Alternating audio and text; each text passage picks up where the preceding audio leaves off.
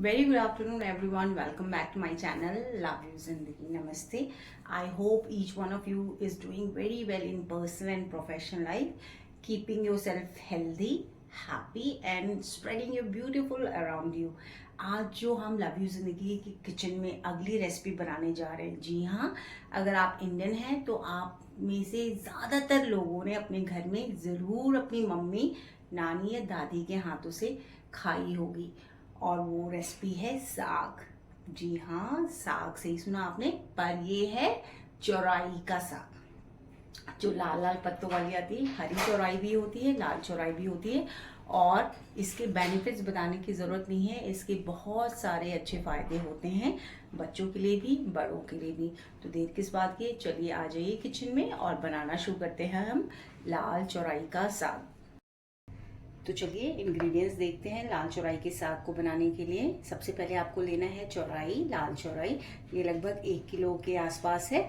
इसको अच्छी तरह से आपको धो लेना है। याद रखिएगा, धोने में कोई जल्दबाजी मत करिएगा, क्योंकि इसमें धूल और मिट्टी लगी रहती है। इस तरह से पीछे भी चेक कर लीजिएगा आप। अब आती है अगली बारी, अगला स्टेप जो है इसको साफ करने का। आपको याद रखना है और जो बात ध्यान में देनी है वो ये कि ये जो फ्लावर आ गए हैं ये नहीं होना चाहिए। आपको इसको निकाल लेना है और पत्तों को एक एक करके इस तरह से निकाल के ही इस्तेमाल करना है साग बनाने के लिए। ठीक है, देखिए जैसे यहाँ इसमें भी देख सकते हैं आप। इस फ्लावर को आप निकाल लीजिए और पत्तों को एक एक करके ही निकालिएगा। ठीक है, या तो आपका साग का जो तना है वो बहुत ही सॉफ्ट होना चाहिए, तो उसमें निकालने की जरूरत नहीं होती। अब आती है काटने की बारी। यहाँ पे मैंने पहले से ही काट के रखा हुआ है, केवल 1-2 डंठल ही रखी थी आपको दिखाने के लिए। आपको इसको कोशिश करना है जितना पतला से पतला हो सके उतना पतला काट लेना है, या तो आप चॉपिंग बोर्ड पे काट लीजिएगा। मैंने चॉपिंग बोर्ड का ही इस्तेमाल किया था, यहाँ पे दिखाने के लिए आपको मैंने इस तरह से दिखाया है। साथ में यहाँ पे मैंने एक लार्ज साइज आलू का लिया है, उसको भी अच्छी तरह से धो के छील के काट लीजिएगा। थोड़ा मोटा साइज होना चाहिए, माउथ बाइट, ज़्यादा पतले नहीं होने चाहिए ये। अब आती है यहाँ पे हमारी तड़के की बारी। तड़के के लिए हम सरसों का तेल का इस्तेमाल ही करेंगे। उसमें हम डालेंगे लाल मिर्च, अजवाइन 1 चम्मच, जीरा 1/2 चम्मच, हींग 1/4 टेबलस्पून, चॉप्ड गार्लिक। आपको लगभग 8 से 10 गार्लिक को अच्छी तरह से छील के धो के चॉप करके रखना है। नमक स्वाद अनुसार और हल्दी। ठीक है, तो चलते हैं बनाना शुरू करते हैं। सबसे पहले हम चढ़ाते हैं लोहे की कढ़ाई। जी हाँ, इसको आप लोहे की कढ़ाई में बनाइएगा। लोहे की कढ़ाई चढ़ा लीजिए और इसमें हम लगभग 7 से 8 चम्मच सरसों का तेल डालेंगे।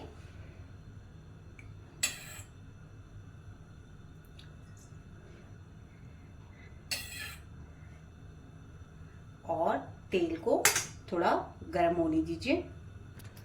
देखिए तेल गर्म हो चुका है। अब आप इसमें डाल दीजिए खड़ी लाल मिर्च, इसको बीच से तोड़ लीजिए। साथ में डाल दीजिए 1/2 टेबलस्पून अजवाइन, 1/4 टेबलस्पून क्यूमिन। अब डाल दीजिए आप हींग 1/2 टेबलस्पून। अब डालते हैं हम इसमें लहसुन,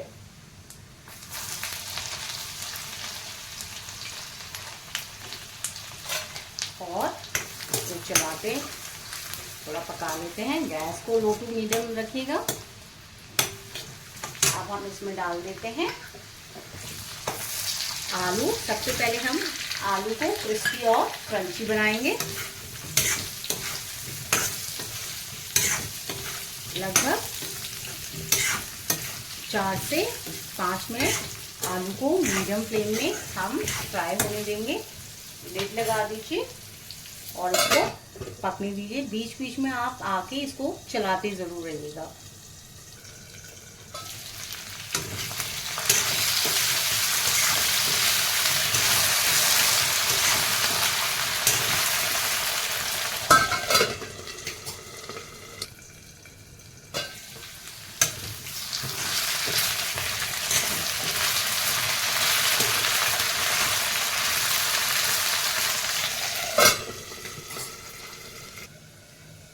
चलिए लिड खोलते हैं और चेक करते हैं।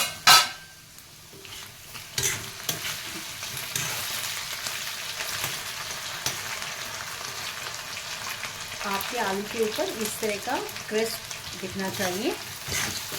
चलिए आप डालते हैं हम इसमें साग।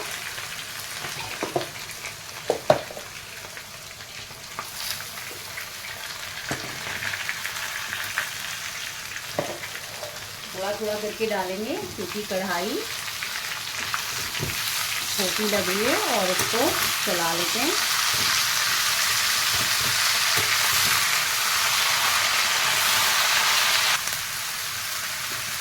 आपके पास अगर छोटी लोहे की कढ़ाई और नहीं करें तो थोड़ा थोड़ा करके ही साग को अंदर डालेगा। जैसे जैसे ये पकती रहेगी इसकी क्वांटिटी अपने आप रिड्यूस होती रहेगी।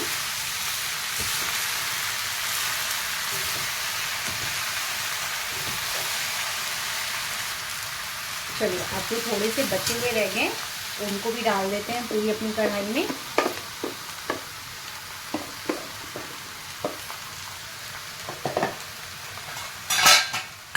इसी के साथ डालते हैं हल्दी 1/4 टेबल स्पून और नमक स्वाद अनुसार। ये लगभग मैंने लिया है 1/2 टेबल स्पून। और सारी चीज़ों को साग के साथ अच्छी तरह से मिला देते हैं।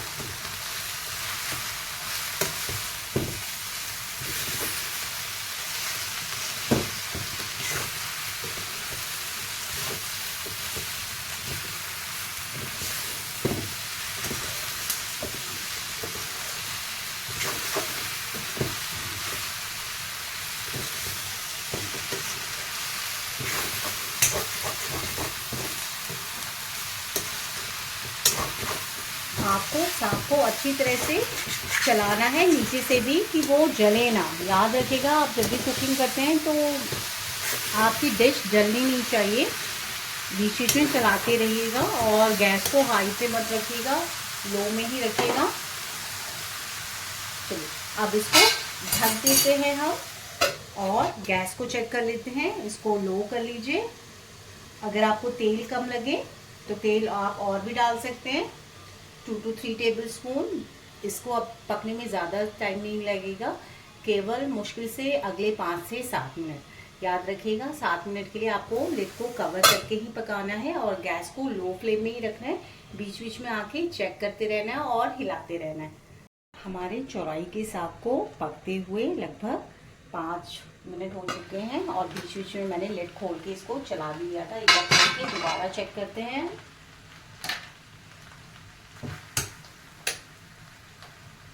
देखिए हमारे लाल चौराई का साग आलू के साथ बनके तैयार है। अब कुछ नहीं करना है आपको, चौराई को इससे ज़्यादा नहीं पकाना है, बस गैस कर दीजिए बंद और इसको कर लेते हैं सर्विंग बोल में सर्व।